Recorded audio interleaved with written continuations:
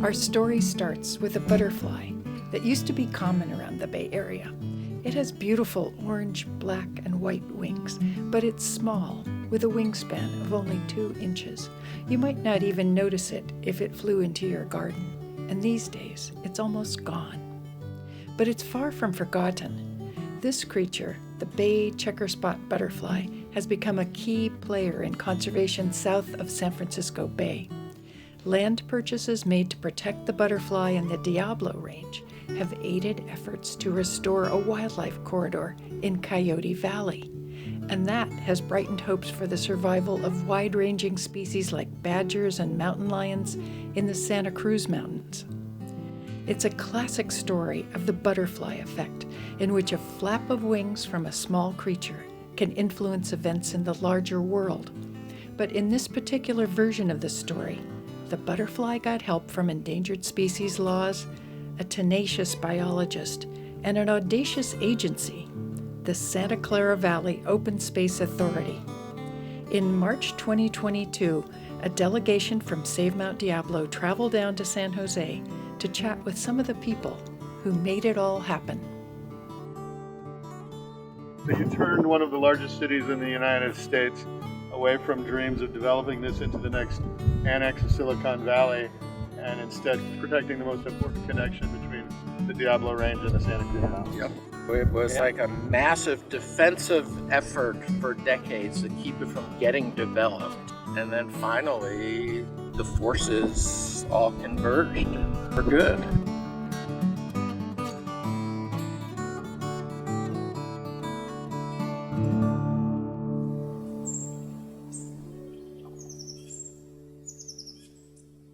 Independent biologist Stuart Weiss came to the Diablo Range in 1984 to check out Coyote Ridge. He knew its serpentine soils would make it good habitat for a butterfly he'd been studying with Stanford professor Paul Ehrlich.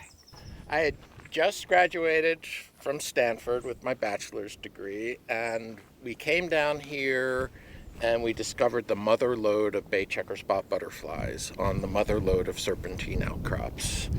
And I'd been in a lab that had been studying the checkerspot for decades, and it was like, oh, this is the place. We can finally do all the science, and it's been a scientific gold mine. The bay checkerspot was listed as a threatened species in 1987. Habitat loss to sprawl was one reason for its decline, but Weiss's studies revealed 2 other culprits. First, nitrogen pollution from tailpipes and smokestacks was fertilizing non-native grasses, which can smother the native plants the butterfly needs. The second problem was a reduction in cattle grazing. Taking cattle off the land also boosts the growth of those non-native grasses. If you didn't have cows out here, we'd be standing in a sea of Italian ryegrass. The system has changed so much with the non-native grasses and the nitrogen deposition that the only solution we have at a landscape scale is to have the cows eat the grass. In a landmark article in 1999, Weiss published data showing how cars, cows, and butterflies were intertwined. He also decided that doing science was not enough. He needed to become, as he called it, a rabble-rousing conservationist. So back in 2000, a couple of us sitting across the table going, well, somebody should do something. And of course we look at each other and go, yeah, that's us. So we started bringing people up here to see the wildflowers in the spring. So we got county supervisors, we got city council members. We called it Operation Flower Power. Bring the power up to the flowers. And people were just absolutely blown away because it looks like nothing from down on Highway 101.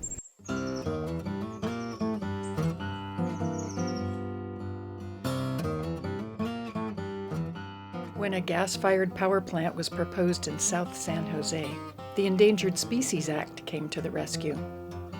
Weiss's nitrogen studies convinced the authorities that more land needed to be set aside for conservation. Then that just snowballed. More power plant projects. They're widening Highway 101 from 2 lanes in each direction to 4 lanes in each direction. The biological opinion said you have to enter into a habitat conservation plan. That's the only way we know how to deal with the regional growth. So, 2013, we had a habitat conservation plan. And that was based largely on the increased nitrogen emissions from increased traffic is having a disproportionate impact up here. You got to mitigate for it. The Habitat Plan unlocks state and federal funding for conservation. Private foundations made major investments too, as did the City of San Jose and Peninsula Open Space Trust. De Anza Community College students were collecting data. Groups like Green Foothills were working hard to stall development proposals. And the Santa Clara Valley Open Space Authority stepped in to create a conservation vision for the entire region.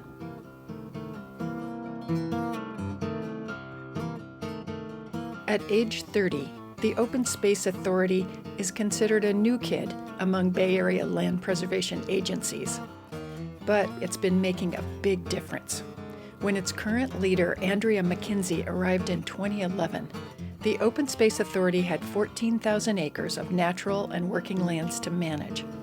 A decade later, it has almost 30,000 acres, including Mayan Oyakma, Coyote Ridge Open Space Preserve. And that's where we're headed today, a soon-to-be-opened preserve with a Chochenyo name to honor the indigenous people who have lived near here for thousands of years. It's a gateway to the Diablo Range, home to elk, eagles, badgers, mountain lions, and of course, the bay checkerspot butterfly. The first stop on our tour is the land that will become a staging area for the preserve. It's close to the freeway, and not much to look at when we visit, but it has a fun story. While we were negotiating and trying to protect the ridge, all of a sudden, out comes this listing for this 20-acre site, and the county said, oh, we're too busy to look at it. And for $200,000, we snapped it up. We bought the parking lot before the park. That was a good move, because the Open Space Authority secured the millions that it needed, and the staging area and the rest of the 1,831-acre preserve will be open to the public sometime in 2023.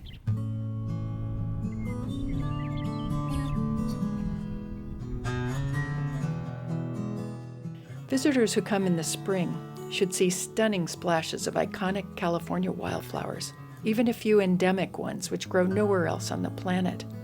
We're greeted first by yellow wallflowers and later by fragrant fritillaries. This is a rare species. It's a beautiful little native lily, Fritillaria liliacea, and very patchy. So there's like 10,000 plants in this area here. There's another patch that has like 2,000 or 3,000. It's very, very particular in its habitat preferences. The primary host plant for the larvae of the bay checkerspot is here too.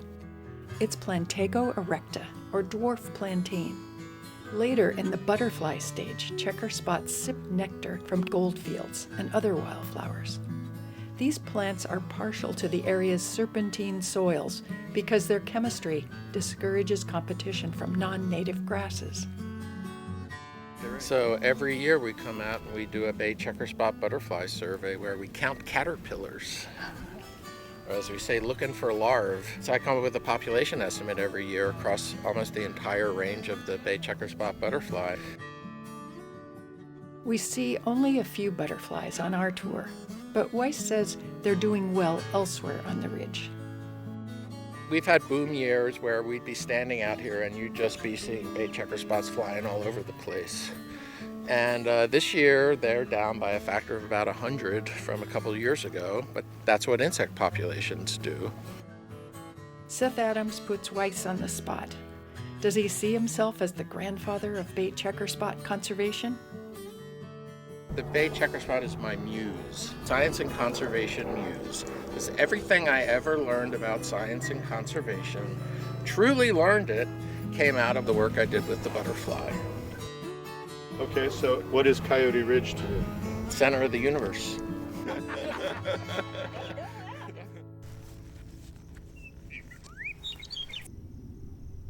One of my favorite perspectives from Coyote Ridge Open Space Preserve is looking west across the Coyote Valley to the foothills of the Santa Cruz Mountains, to the highest point in the Santa Cruz Mountains. And then you turn your gaze a little bit to the north, you can see San Jose, a population of 1 million people. You turn around and you face east, and you see nothing but wildlands. It kind of feels like you're looking back in time. And you realize just what a priceless gem this landscape is. From Maya no Yakma, Coyote Ridge Open Space Preserve, we look down on the northern part of Coyote Valley. It's a small part of the Open Space Authority's namesake Santa Clara Valley. That big green field right there, that's where tandem computers in the 80s wanted to develop. Then Coyote Valley Research Park, which was going to be Cisco's world headquarters, managed to fight all of those off. And then the really big proposal was a city the size of Mountain View down in Coyote Valley in the mid-2000s. They put out their draft EIR and we buried it under like 1,000 pages of substantive comments. So they said, oh, okay, I think we're going to go back and redo it. Then the economy collapsed. And then like all the momentum built to conserve it instead of develop it. Coyote Valley is one of the last remaining undeveloped valley floors in the San Francisco Bay Area. It's where the Diablo Range and the Santa Cruz Mountains come closest together. But development has increasingly isolated species in the two ranges, with worrisome results. Some of the estimated 60 mountain lions left in the Santa Cruz Mountains are already showing signs of inbreeding in the form of kinked tails. Strong connections between the two ranges could keep the population healthier, and wildlife of all kinds would have more options in times of drought and fire. They could move around and find safe, suitable habitats. That makes Coyote Valley a key puzzle piece on the California conservation map. This was identified by California Department of Fish and Wildlife years ago as one of the best opportunities to connect those two mountain ranges. Together, the two ranges could provide more than 4 million acres of wildlife habitat, an area almost twice the size of Yellowstone National Park. We realized that that narrowest point there, that big meadow in Coyote Valley, is the wildlife highway right there. Mountain ranges are so close here, they can almost kiss. Imagine you're a bobcat or a coyote heading down from the Diablo Range to the Santa Cruz Mountains. First, you have to cross all the lanes of Highway 101. You might decide to crawl through a culvert or some other sort of undercrossing instead. Then you wend your way through a maze of lands in the valley until you get to Monterey Road. It has 2 lanes in each direction and a 4-foot concrete barrier with a 2-foot chain-link fence on top. That wall makes Monterey Road even deadlier for wildlife than Highway 101. Our work is to dramatically improve the situation through constructing many other culverts that are designed specifically for wildlife. And then we're also in the early stages of feasibility studies for a new dedicated wildlife bridge that would go over Monterey Highway and the future alignment of high-speed rail.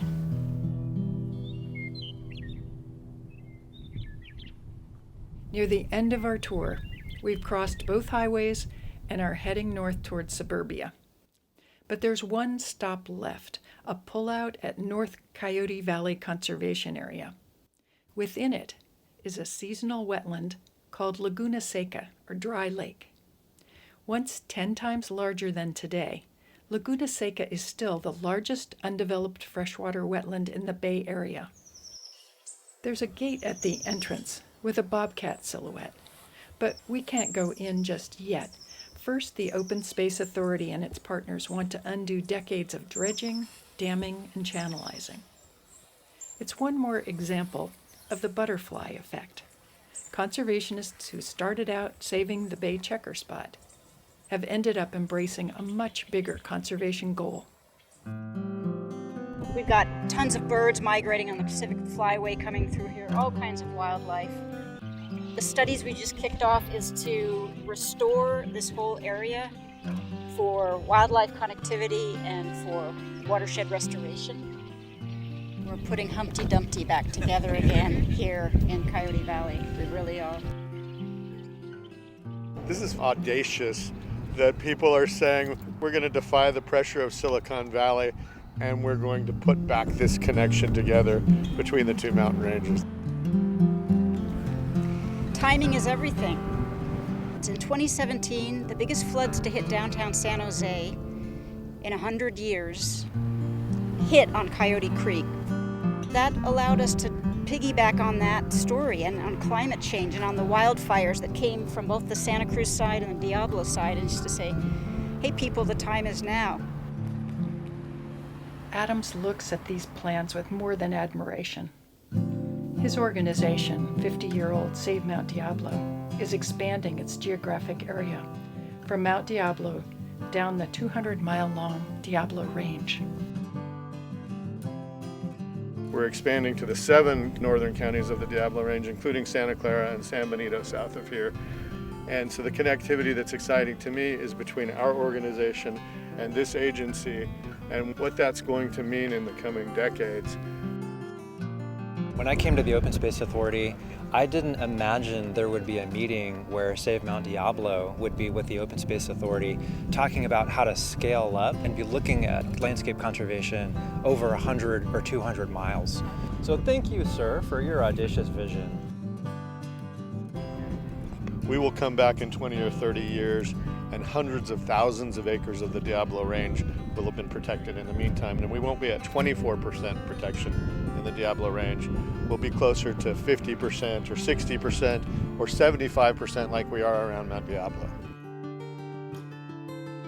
When somebody comes back here 30 years from now, what's it going to be like? This will be a restored wetlands. There'll be overlooks for the public to do environmental programs.